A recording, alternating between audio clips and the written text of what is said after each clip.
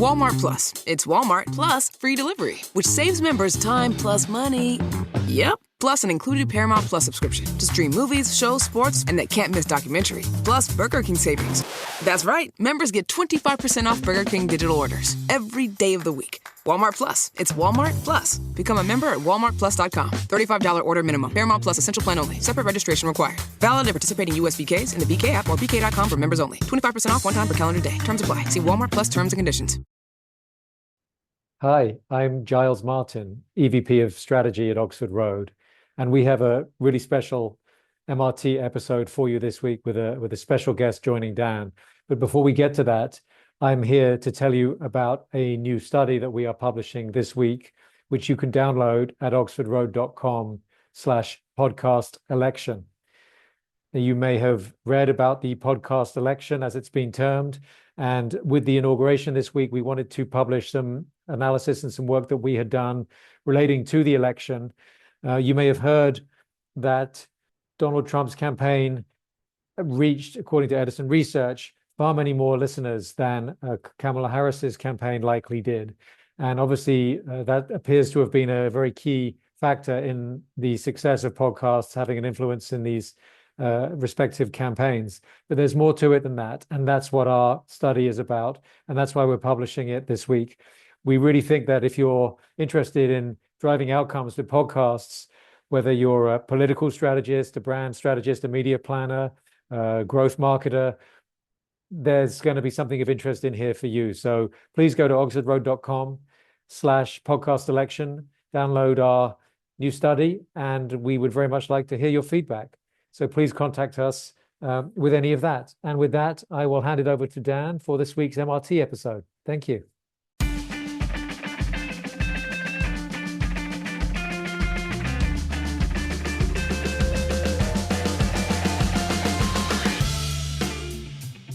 Welcome to a very special edition to the Media Roundtable podcast. I'm your host, Dan Granger, and, we do this show for the advertising community, particularly those that care about the channel of podcasting and audio and are interested in partnering with voices that can really exchange ideas in a way that's different than what you get in other, short-form clip-driven channels, which is pretty much everywhere else.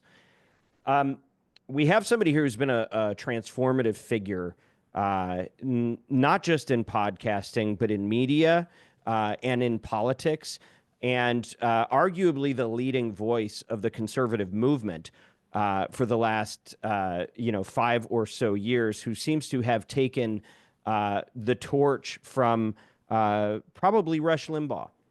A lot of people hate our guest, and a lot of people love our guest because he can be so polarizing. I'm talking about none other than Ben Shapiro. He doesn't really need an introduction, but he is co-founder and editor of The Daily Wire. He's also host of The Ben Shapiro Show, which is the largest conservative podcast and radio show in the nation. He's got 8 nonfiction books. And we've been trying to get him to come have this conversation for a long time, and I think you're really going to enjoy it. We're going to talk about civility. We're going to talk about life in Trump 2, and how do we create a more sustainable ecosystem when everybody's at each other's throats, and how the rules are changing, and what should they be. I really think you're going to enjoy this conversation, and I hope it's challenging. We challenge each other, and I hope it challenges you too. Enjoy.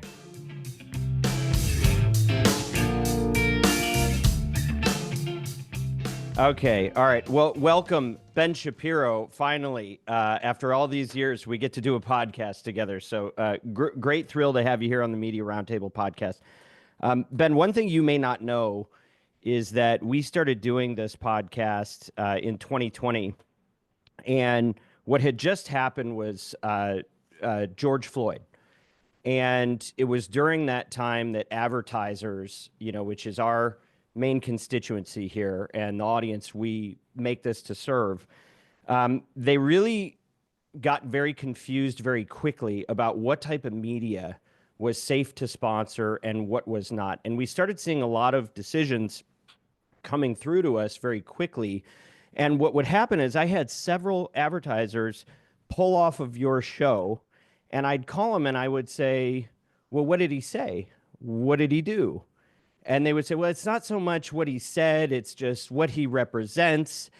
And I felt like, okay, so clearly they're responding to something, but nobody really had a way of processing what that was or why it was. And what we decided to do was create a podcast as an open lab to kind of workshop the issue of what was going on in media and what media's role was in the polarization that we were seeing in 2020, and to try to figure out what do we do about it, particularly from the advertising community. And I think the problem's only compounded since then. So, inadvertently, you were a big part of what inspired us to start this conversation. And so I'm glad to have you hop in and be a part of it. I guess to start things off, when you look back, and you and I go back about 15 years, right? Even before the Ben Shapiro show. And, what would you say has changed since you first got into media about the state of media before we even get to the polarization piece? I mean, obviously, media has become a lot more fragmented. There are many more sources of media. I would say that we went through a sort of arc in terms of how much media people were allowed to consume from different sources. There was a point back in, I would say, 2010, 2011, 2012, where it was pretty open.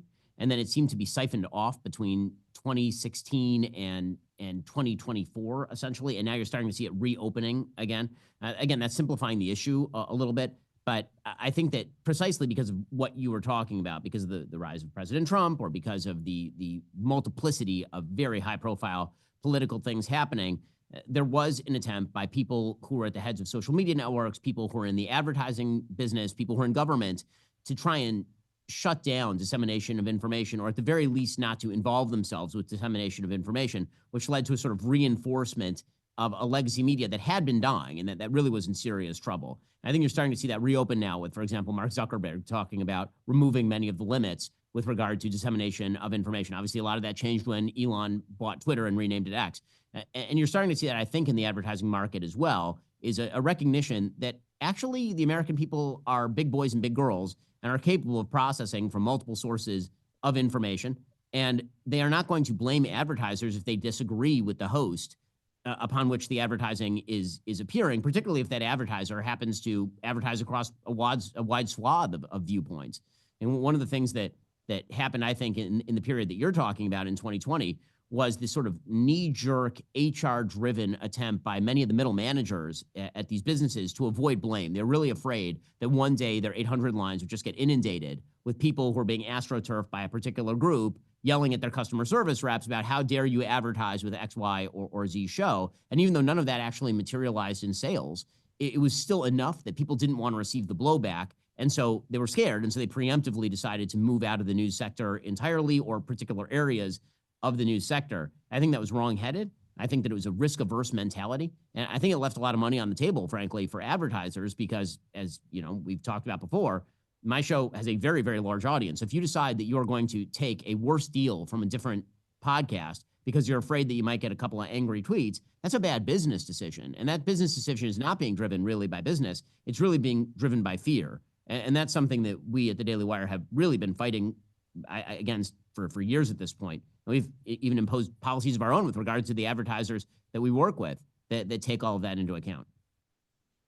So, you and I have had this discussion behind closed doors several times. And, I think we agree certainly on the problematic nature of the arbitrary way that the advertising community has been trying to deal with open ecosystems for free speech, right?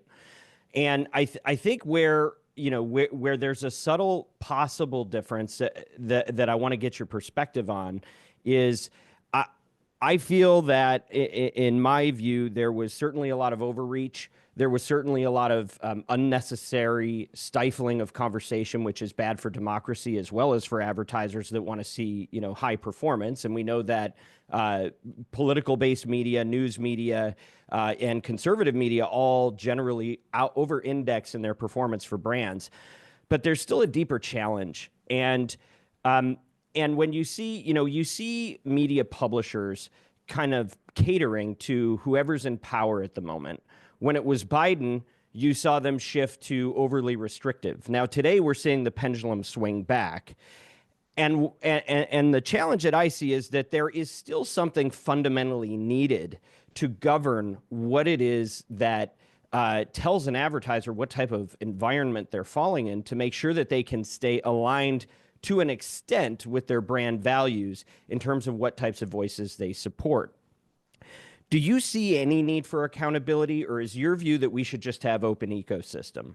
I'm more of an open ecosystem guy. I tend to think that if you run a business, right? We run a very large business here at Daily Wire. We get to decide with whom we are going to advertise or spend our money. And we make those decisions on a case-by-case basis. And what's astonishing to me is how few of these companies seem to do that. I mean, they're spending hundreds of millions of dollars, some of these companies, in advertising, and yet they're simply outsourcing these sorts of decisions to a third party. Like for a while, it was Global Alliance for Responsible Media, or they're outsourcing their opinions on particular news sources to NewsGuard or something like that. And to me, that it puzzles me as to why you would outsource something as important as marketing to a third party, unless essentially you're just creating a cartel. Right? And that was sort of, I think, the case with GARM, which was, okay, well, none of us will get a competitive advantage up on the other by actually doing our own homework and deciding to advertise with a conservative show and then outperforming you. Instead, we'll all sort of agree to collude with one another informally and not advertise with some of the high-performing shows. And that way, if none of us are doing it, then all of us are benefiting from not having to do any of this outsourced work. I think that that's a bad thing. I think that it was always doomed to failure. I think there was always going to be somebody who decided to break the mold. There was going to be some company that said, hey, hold up a second. There's a massive market hole and opportunity that I can take advantage of.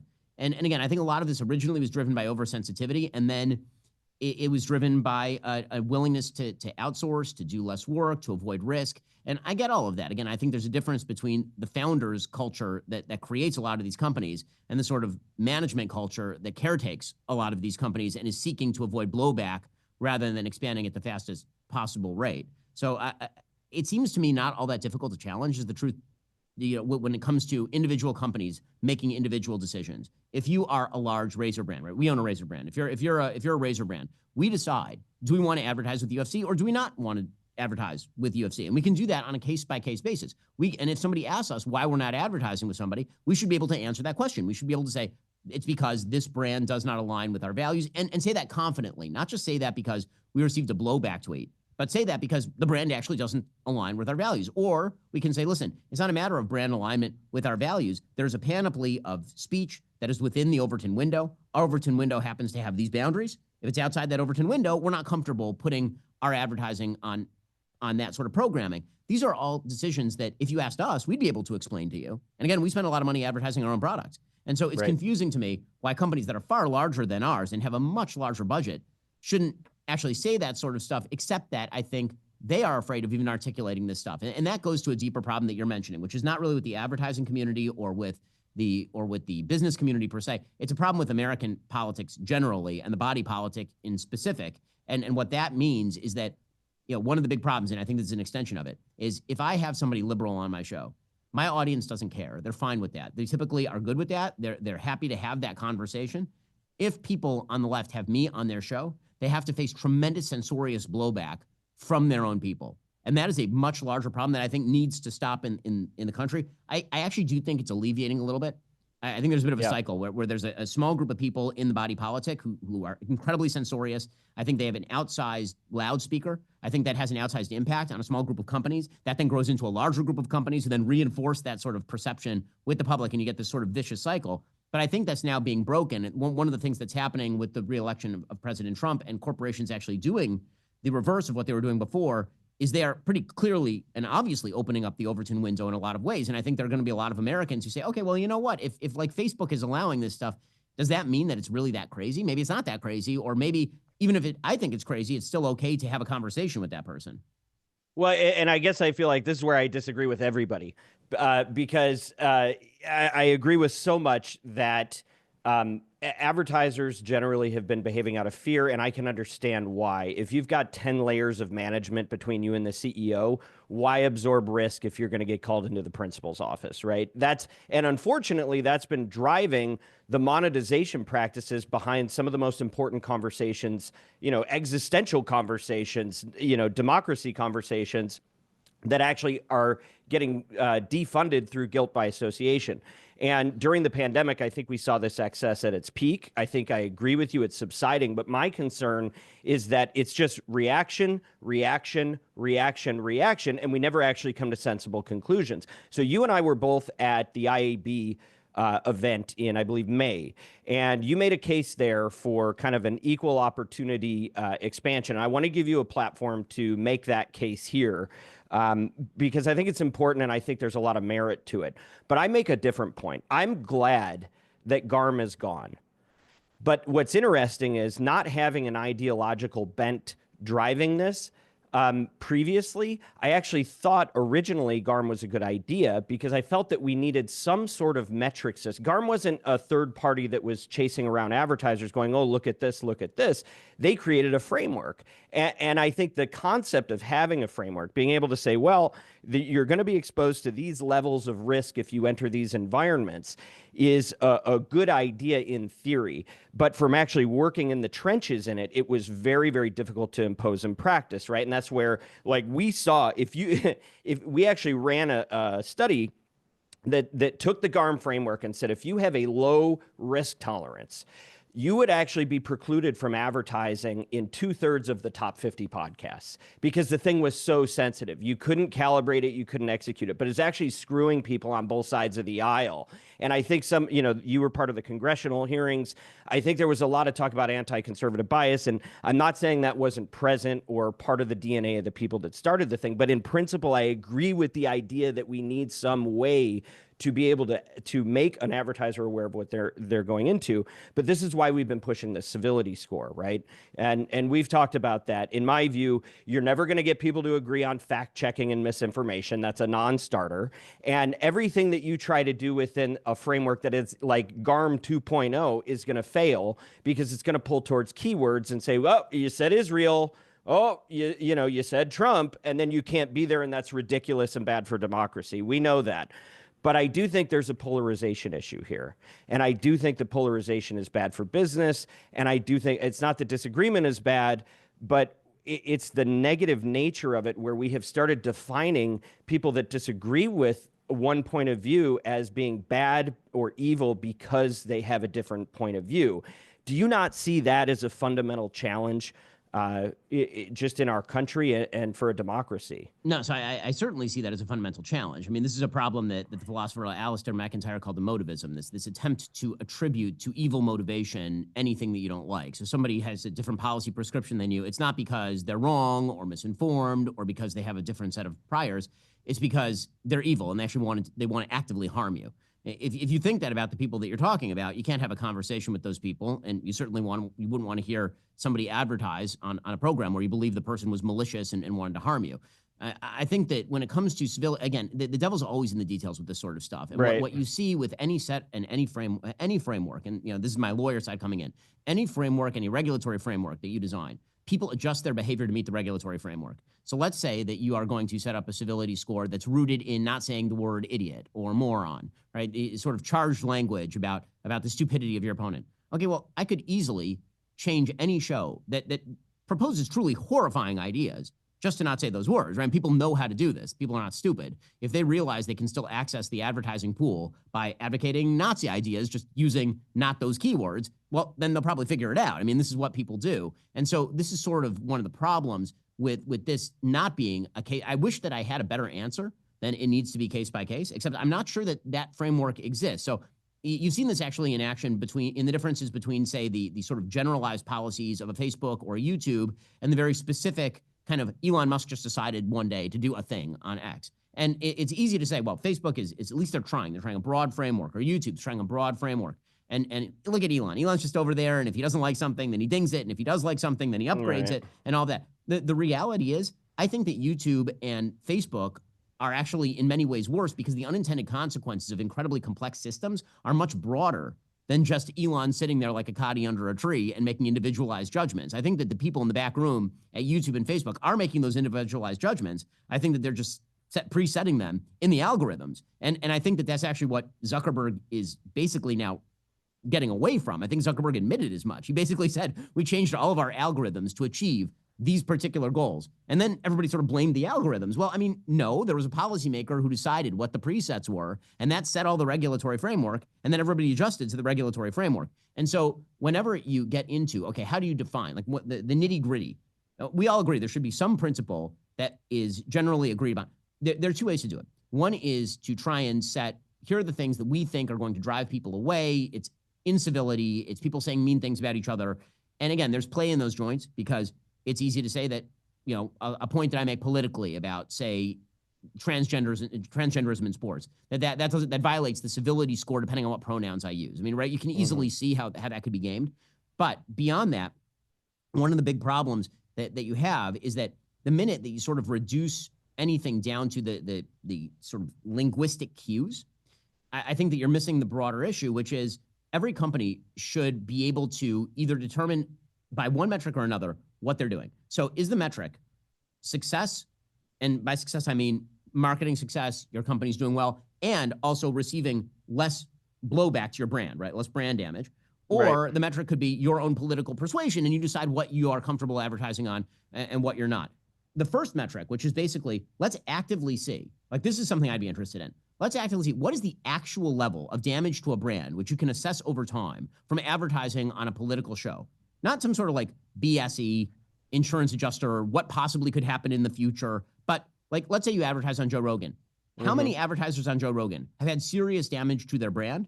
You could probably tell by the amount of revenue that they've gained or lost, or how many customers or subscribers they've gained or lost. And one of the things I think advertisers will find out very quickly is that people don't watch this stuff all that closely. Right? That I've yet to see an advertiser who is so hard hit by advertising on any show, literally any show, that it's made a significant revenue dent in their bottom line, sufficient to explain these sort of preemptive high risk maneuvers that they're making, putting in, pulling out, all the rest of this. And it's almost always a lot of sound and fury. It's one of the reasons why, I mean, as you know, Dan, because we work together, that when it comes to, you know, advertisers, one of the things we say to our advertisers, listen, you don't have to advertise with us, but if you are going to pull out, you don't get to like rip us on the way out. And also you should have a conversation with us before you leave, so we can explain to you that you need a cooling off period. Because the immediate response to anybody to criticism is to think that the rest of the world is about to cave in on them. And in reality, it's usually like 10 guys who astroturfed 50 phone calls, and you have 100,000 customers. Like the notion that that's going to, like, I've yet to see, like, please, I can't even name, like, really, off the top of my head, I cannot name a single advertiser who's been so brand damaged by appearing on a show that it was like a massive issue for their business. I think it's generally if and when that actually happens, I think it's usually about the personal conduct off the mic. But what they say, I mean, you can probably see from your own numbers what percentage of your audience actually fundamentally disagrees with you and thinks that you're evil. Very, very low, right? So the people you're talking to are generally fine anyway. It's not actually a practical concern. But I will say this, you know, I think most of the pressure that we've experienced as being middlemen in this whole equation is that a lot of it's personnel driven. A lot of it's people complaining internally that they feel that their values are being trampled on. You know, the arguments that they don't feel safe, I think, are quickly dying down. But truly, as somebody that runs a business that really tries to lean on our values and practice what we preach, you know, we want to make sure that when we conduct business, we're doing it in a way that supports the types of conversations that falls within our framework. But even still, like that, we don't even judge that for where we place our advertisers. I don't think that's our business. Our business is to decide, do we agree with the values of the advertiser? That's our fiduciary duty. And if we do, we interpret that as best we can. The problem is that they haven't really had anything sane to do it with. So I'm going to make last pitch for Civility Score because I want to invite you to embrace it more. Because truly, I do think ad hominem attack is measurable. I think AI can do that right now. I think it's fair. And listen, you're always going to have people gaming the system 100%. That doesn't mean that you don't have anything that can surface something. But what's important about the Civility Score is it's not about the nouns. It's not about the subjects. It's not about what your opinion is. The thing is blind to what your political interpretation is of something. So you actually have an even playing field. And we've actually seen it bear out pretty successfully on balance. There's always nuanced problems. But generally speaking, it's nice to have a golden rule metric because ultimately I think where the real problem comes for a brand is when you've got somebody that says, If you say Democrats are wrong, that's one thing. If you say Democrats are stupid, that's another thing. And as soon as you say that they're stupid, you just threw a rock, and they're going to throw a rock back. It's going to provoke a counterattack, and the advertiser's the one that's going to get hit in the middle. And the more that we can bring consciousness to that issue, and you can actually measure and see how you're performing in that way, you might consider using the word wrong instead of stupid. And I actually think that makes for a less reactive, lower outrage industrial complex. I think it creates a better ecosystem that's safer for brands and safer for democracy. So, I mean, I agree in part and I disagree in part. So obviously I agree that the over-application of the term stupid to describe people is a problem. Also, sometimes people are stupid, and and as a host, I reserve the right to say that I think that a person is stupid when the things that they say are consistently stupid. And by the way, I think sometimes that's important because one of the things I try to do on the show is distinguish between whether I think a Democrat is wrong or whether a Democrat is stupid. Like, they're very intelligent people who are in the Democratic Party who I think are just wrong on things, and then there are people who I think are actually quite bad representatives of the Democratic Party message. And they're not just wrong; they're foolishly wrong. And I think that sometimes that's actually an appropriate modifier to describe what's going on. Also, I do wonder exactly how you do it, even using AI. Does it distinguish between saying that a democratic idea is stupid, or if I say that yes. what if the person just said, if I say what you just said is a stupid thing to say? Yes. Does it distinguish between that and saying that the person is stupid? Yes, it does distinguish from that. And that's not to say that AI isn't getting even better and more precise, and obviously there's going to be problems. But I do think there's a big difference in that, and saying that somebody is misguided or inarticulate, or, when you're precise with your language, I think you can make the same case. It's just maybe not as interesting, but it's going to be less provocative in a way that provokes the other side to overreact when they regain power, and we just keep getting caught in the cycles that we're in. And I think overall, I think it's more sustainable for the kind of ecosystem that we're all trying to protect and preserve.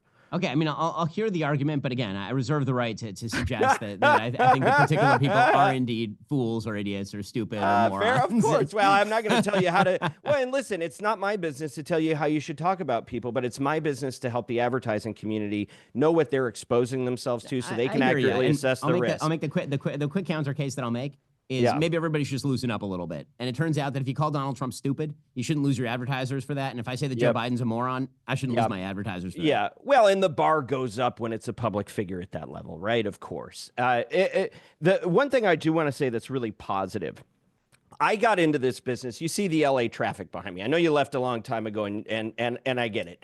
But I came into this business 20 years ago because I was stuck in LA traffic and I got sick of the same songs on the radio, and I hit the AM dial and I heard debate and I heard discussion. And then when you and I started talking, I think we saw an opportunity to make it a lot more expansive in what kinds of topics were worth covering. And, I think we kind of ushered in a resurgence, not a political position as much as just allowing for the free and open exchange of ideas in ways that weren't possible when you were limited by the FCC, right? And the beautiful thing about what we do is that we can facilitate that. And I never hear it. You always get people sticking to talking points and not actually being intellectually honest. But the best podcast I have heard in the last 20 years was you, Sam Harris, and Barry Weiss. And to me, that is the model. You were civil, you were respectful, you differentiated, and you actually got to debate the merits of your ideas. Your ideas actually won in America, but they were given light. You were given a place to do that. And I think what on a personal note, and also on behalf of the advertising community, because I think it helps them make more money, is I think we need to encourage and foster more of that type of discussion. So how do we facilitate that? Well, I mean, in terms of facilitating that, again, I think that comes down to the lack of censoriousness around reaction to association, right? I mean, we talked about this in the very beginning. My advertisers are generally not going to be unhappy if I talk to Sam Harris. I'm not going to get blowback from them. I'm not going to get blowback from my audience. It's much more of a risk for Sam to get on the air with me, because there's always the possibility that his audience is going to be angry with him for having had a conversation across the aisle. And I mean, this is not, sort of a one-off. I remember that I had a conversation a few years back, this is 2018, with one of the biggest left-wing talk show hosts that there is, one of the biggest podcasts that there is. And we know each other a little bit, and we happen to be at the same event. And I said to him, we really should do a crossover election episode. This is during the midterms of 2018. It'll do huge business. You've got like the biggest left-wing podcast. I've got the biggest conservative podcast, and people will love it. And he said, your people will love it. My people will kill me. And that to me is the essence of the problem. Now, I'm not saying that it doesn't exist on the right. There's some of it on the right as well. I mean, there are certainly some people who will get very, very uptight if you have a civil conversation with somebody who disagrees on a key issue. But I think that that day feels like it's ending a little bit. I think even on the left, it's starting to end a little bit. I think there's a reason that for the next 24 months. Yeah. Yes, that's right. For the next 24 months. And I think that this is the thing that I want to see from both advertisers and other hosts and also from the political community and the people in social media, which is, will you commit to not making the mistake that you just made? Right? What Mark Zuckerberg is doing at Facebook, I think, is terrific. And I want to make sure that it lasts beyond the next 24 months. Because if it turns out that whoever's in power is just going to get to dictate the rules of the game, there are no rules of the game at that point. A double standard is no standard at all. And so if I have to build my business around the vacillating winds of censorious public opinion, that's going to be a very difficult way to build my business. It means that I sort of have to game for worst case scenario at all times rather than just allowing it to fly and having those open conversations and having fun and doing that. It's not just that people want to have serious conversations. They want to see that you're having fun. They want to see that you're actually enjoying what you do. I mean, the thing about that debate with Sam and with Barry is that we're taking it seriously, but I mean, we're not. We're also laughing about stuff. Yeah, right? I mean, it's not like we're angry at each other. Right? We're actually just sort of analyzing ideas, and every so often he'll say something, and I'll laugh, and I'll say, well, I don't think that's true, or I think you're exaggerating, and he'll say the same thing. And if I make a joke about Biden, he'll laugh, and if he makes a joke about Trump, I'll like that kind of good-natured political debate, I think, is actually in a way coming back. And obviously, Joe Rogan has led the way on a lot of this stuff, but you're seeing it all across the board. The thing that I think that we have to be careful to find the balance between promoting civility and inhibiting, right? Because the truth is, in freewheeling conversations, it's if you always have in the back of your mind that you're not going to speak colloquially. I mean, how do we all speak in our regular life? The thing about podcasts that makes it different, I think, than so many other forms of media, particularly TV media, where everything is kind of up in a teleprompter, right? Is that when I talk to my audience, I'm talking to them the way that I would talk to you. You and I, this conversation that we're having right now is exactly the same as a conversation that we would have if there were no microphones on. Correct. There's no difference in this conversation. And the minute that you breach that, then the audience can sense it. And so, that too is a consideration. Okay, last question on podcasting, because it's starting to change its meaning. You have the two largest distribution platforms now requiring video, and the ownership is very consolidated. What do you think the implication of that is on the channel and what really drew us to this medium?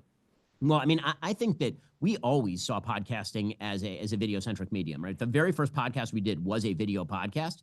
And the kind of generalized sense at the time was, who's going to want to watch somebody in a room talking to a microphone? People don't have the stomach for that kind of long-form content. Particularly, it's visually boring. Like if you watch an episode of Joe Rogan, it's not particularly visually interesting. But the truth is, people like watching people. And they like watching authentic people. And the more authentic the show is, the more people tend to like it. And so I think that the merger of a video is going to be actually pretty quick and pretty easy. And I think there's going to be a premium put on authenticity with regard to that sort of. I think you're going to see new formats that pop up that are particularly video friendly.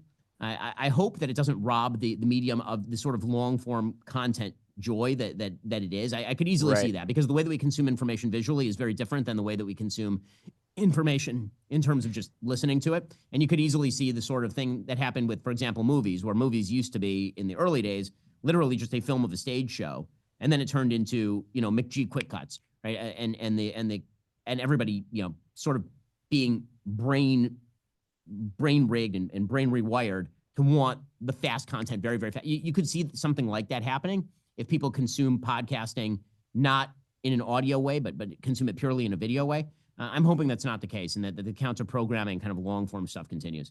That's a separate conversation that I'd love to have with you one day. Ben, I know you're short on time, so I just want to say thank you for making time to have this conversation. We do a lot of business together, and I hope that continues, and I hope you keep pushing towards civility and more of the Sam Harris type discussions, because I think it's good for everybody. So thank you for your generosity, and looking forward to continuing the conversation. Sounds great. Thanks so much, Dan. Well, thank you to Ben and the Daily Wire for helping us get this together. And thank you for taking the time to listen. This podcast is brought to you by Oxford Road and Veritone One, where we want you to succeed in audio and in creator-based media and to use your influence for good. You know, as members of the marketing community, we have the power to advance voices that don't just entertain, but edify, and to build bridges across differences and preserve fair-minded discussion around the most important topics of our age. If you're a marketer and you're looking to align your brand values with extraordinary business outcomes, reach out to our agency. You can start by going to oxfordroad.com and make sure you subscribe to our weekly newsletter, The Influencer. We'd love to hear from you if you have feedback, if you love the conversation, if there's things you think we can do to add more value to this community. Please don't hesitate to contact us, info@mediaroundtable.com. Also, don't forget to listen to Ad Infinitum. That is our audio creative focused podcast. If you really want to get in the weeds, there's no better place to go. Hosted by the great Stu Redwine, VP of Creative Services here. Special thanks to Haley, Ruby, Bianca, Kyle, Ezra, Mary Jane, Everett, Neil, and the team at Podcast One. As always, influence responsibly.